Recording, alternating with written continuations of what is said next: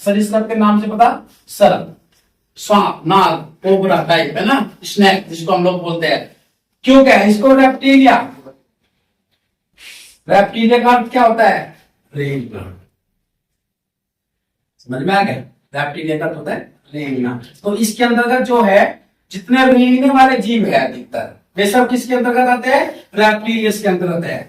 अब एक सवाल इसमें आता है, इनकी जो स्किन होती है ना वो ड्राई होती है, लेकिन हाथ लगाओ बिल्कुल चिकनाट रहता है। सांप को पकड़ के देखो न्यूट्रस निकलते भाग जाना, है ना। उसका कारण क्या है, उसका कारण है एपिडर्मी, जो सल्क होता है उसकी त्वचा के ऊपर जो है एपिडर्मिक नाम लेयर्स होती है, जो कि बॉडी क्या होती है, चिकनी होती है। त्वचा तो ड्राई है, लेकिन इसमें क्या कौन सी सल्क है, एपिडर्मी का कवरिंग इसके ऊपर लगा है, ठीक है ना। कंकाल तंत्र होता है, कोई कहता है इसके अंदर स्केलेटन नहीं होता है, होता है लेकिन अंतस्थ होता है, बहुत ही बारीक होता है, इसलिए इनकी जो हड्डियां है बहुत ही मजबूत नहीं होती, चाहे हमारे अंदर लगी होता है, अंतस्थ होता है, बाह्य नहीं होता। अंतस्थ मतलब अंदर बॉडी के अंदर होता है कंकाल तंत्र, बाह्य रूप में दिखाई नहीं देता है। जैसे कछुआ है, कछुए को तो देखा है तुम लोगों ने, कछुआ भी तो इसी के अंतर्गत आता है। जरूरी नहीं सांप को दिमाग में रखो स्नेक है, बाकी जितने भी देखने वाले सब रेप्टिलियस है, ध्यान रखना इस चीज का। यही पेपर में आता है। सपोज कोई नहीं पूछेगा तुम लोगों का कि स्नेक जो है किस वर्ग में आता है, तो आपको पूछेगा कछुआ किस वर्ग में आता है, वो पूछेगा आपको। स्नेक को तो सबको पता है, रेप्टिलियन रेंगने वाला है, तो सबको पता है इस चीज का। तो जो अपवाद होते हैं, जो अलग चीज दिखाई देती है, चाहे किसी भी विषय में जाइए, जो आपको अलग दिखाई दे रहा है, उससे बाहर निकल गया, उस पर विशेष फोकस कीजिए। किसी भी पुस्तक को पढ़िए, उसके नीचे एक रेड कलर में नोट लिखा रहता है, आप पढ़ते जा रहे हो, आगे ब्रैकेट बनता है, उसमें लिखा नोट, उस नोट को जरूर फोकस करिए। सवाल वहां छिपा हुआ है, चाहे आप हिंदी पढ़ रहे हो किसी परीक्षा के लिए, चाहे आप एसएसटी पढ़ रहे हो, चाहे मैथ रीजनिंग पढ़ रहे हो, तो जहां नोट्स लिखा हुआ है उस पर विशेष फोकस करें। उसके बाद इनके अंदर जो है शुरुआत में जो रेस्पिरेटरी सिस्टम्स होता है वो गिल्स के द्वारा होता है, आफ्टर जब बड़े हो जाते हैं तो लंग्स के द्वारा। ये सवाल भी कभी कभी घुमाकर पूछा जाता है कि जो रेप्टिलियस वर्ग के जो शिशु होते हैं, नवजात, उनका जो श्वसन अंग है वो कौन सा है, वो गिल्स है, न कि लंग्स। लेकिन जब से वे ग्रो करते हैं तो उनकी जो है रेस्पिरेटरी सिस्टम किससे शुरू हो जाता है, लंग्स से शुरू हो जाता है। इनके अंदर एक विष तंत्र होते हैं,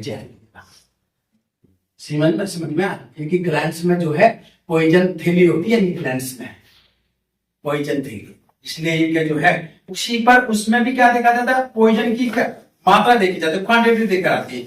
कुछ पॉइजन ऐसे होते हैं जो कि केवल आपको एक नुकसान पहुंचा सकते हैं, अब कुछ पॉइजन ऐसे होते हैं जैसा टच हो गया तुम्हारी बॉडी से तो then your life is death, है ना, खत्म हो जाएगा तुम्हारा जीवन, जितना डॉक्टर तक भी पहुंच देंगे।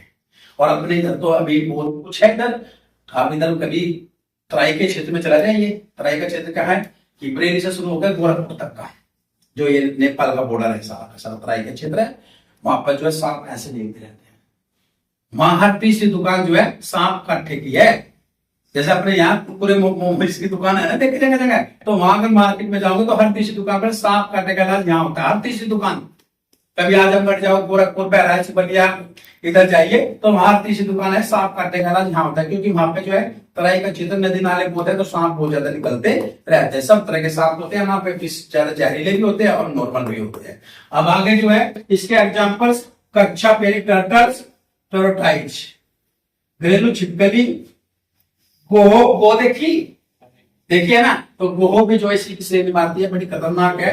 अजगर, नाग, घड़ियाल से भी फोकस करिए। क्रोकोडाइल्स जो होते हैं वे भी इसी की श्रेणी में आते हैं। अब इसमें पॉइथन, ये एक अजगर है, इसमें क्या होता है, नो विष।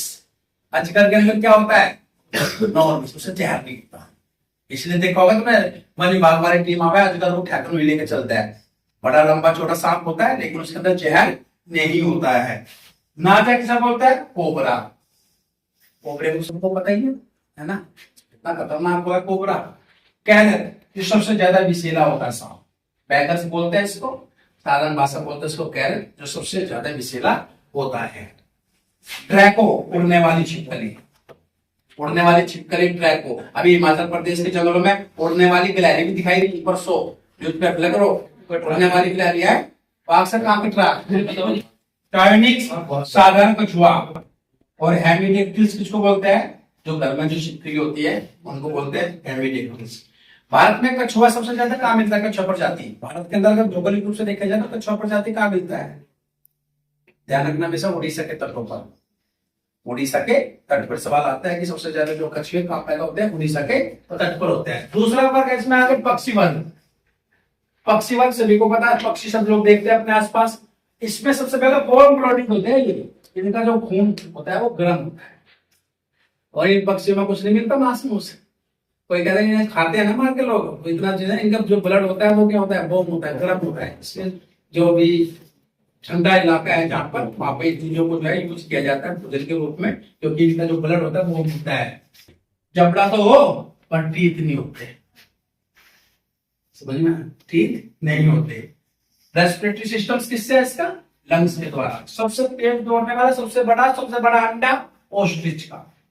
3 सवाल है इसमें, सबसे तेज दौड़ने वाला, सबसे बड़ा अंडा, सबसे बड़ा पक्षी ऑस्ट्रिच, जिसे हम लोग क्या बोलते हैं, शतुर। सबसे छोटा हैमिंग बर्ड्स, सबसे छोटा कौन सा है, हैमिंग बर्ड्स। इसके बाद कीवी, कीवी को बोलते हैं एप्टेरिक्स। कीवी कहाँ का राष्ट्रीय पक्षी है, न्यूजीलैंड का, न्यूजीलैंड का राष्ट्रीय पक्षी है कीवी।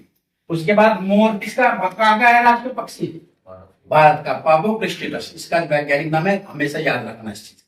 इंडिया के जितने भी सिंबल्स है, चाहे राष्ट्रीय पशु हो, चाहे राष्ट्रीय पक्षी हो, चाहे राष्ट्रीय विरासत पशु हो, चाहे राष्ट्रीय नदी पशु हो, जो डॉल्फिन है गंगा, तो इनका सबका वैज्ञानिक नाम आपको याद करना पड़ेगा। जो इंडियंस के जो सिंबल्स होते हैं उनको आपको वैज्ञानिक नाम भी याद करने पड़ेंगे।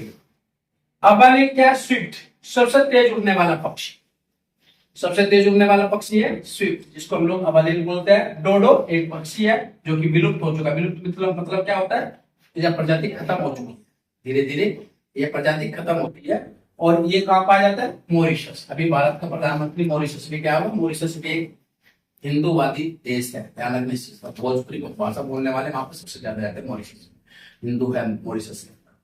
सबसे बड़ा अंडा वो बताया दिया मैंने, शुतुरमुर्ग का, 15 से 20 सेंटीमीटर का, और वजन जो है 1.65 केजी से 1.78 केजी तक का इसका वजन, ठीक है ना।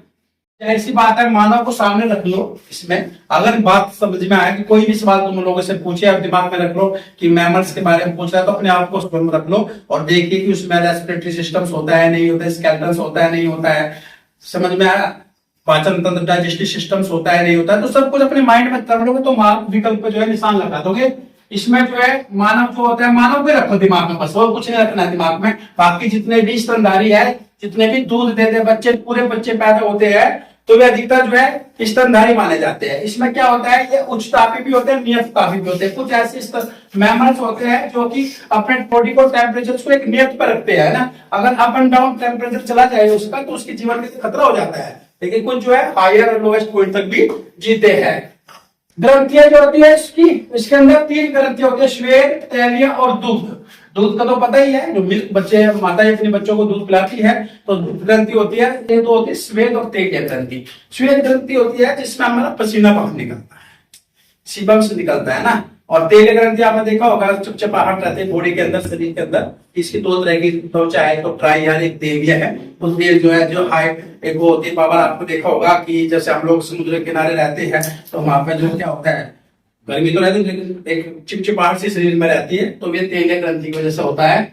दांत जो होता है द्विदंती होते हैं, 2 बार दांत निकले हैं, एक अस्थायी दांत निकलते हैं, कितने होते हैं संख्या उनकी, 20 दांत जो होते हैं वे जो है ऐसे जो टूट जाएंगे तुम्हारे, है ना, दोबारा बिल्वियस का अवस्था में आते हैं, जो छोटे बच्चों के दांत टूट जाते दोबारा आ जाते हैं, तो द्विदंती होते हैं। दांत के भी 4 प्रकार होते हैं इसके, इसमें एक तो क्या होते हैं, कृंतक यानी इंसिजस, कोरियस, अग्रचर्वणक और चर्वणक। आगे हम लोग जो दांतों को पढ़ाएंगे ना उसमें सब कुछ निकल कर आएगा। ये पूरे के पूरे जो दांत है ना, कितने है, ये 32 है ना, 16 ऊपर 16 नीचे, इन 16 में भी 8 दाएं 8 बाएं, ऐसे नीचे 8 दाएं 8 बाएं। इसमें जो कुछ होते हैं कृंतक जो काटने वाले, कुछ जो है क्या होता है भेदक जो पीसने वाले, और बाद में जो चबाने वाले, इन 4 जगह इसको डिवाइड कर रखा है। उसके बाद जो है श्वसन कैसे होता है, फेफड़ों के द्वारा होता है, लंग्स के द्वारा, सभी का भी हमारा भी लंग्स के द्वारा होता है। उसमें लारिंक्स होता है, स्वर यंत्र होता है, वोकल कॉर्ड्स होते हैं, हमारी जो आवाज निकलती है वो लारिंक्स यानी स्वर यंत्र के द्वारा हमारी आवाज बाहर निकलती है। उसके बाद हृदय में 4